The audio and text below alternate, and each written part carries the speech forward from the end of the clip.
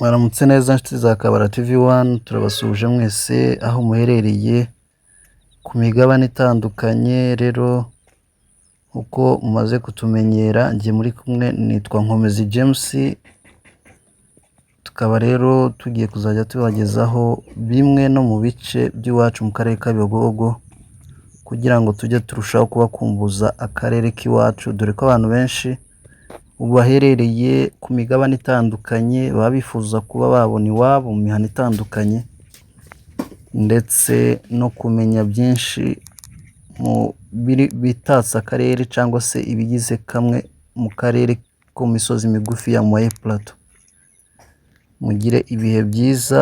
Aha ni mu muhanda uva za Rulimba werekeza za Bigogo. Ku batarakora subscribe cyangwa se abatarabasha gukora abone mu rurimi rw'igifaransa, mwayikora kugira ngo mujye murushaho gukomeza gukurikirana ibibera mu karere k'iwacu ka Bigogo, ndetse mukarushaho no gukomeza kudutera inkunga kugira ngo ino channel ikomeze gutera imbere kuko tubyifuza, mugakomeza gukurikirana ibyiza tuzagenda tubagezaho.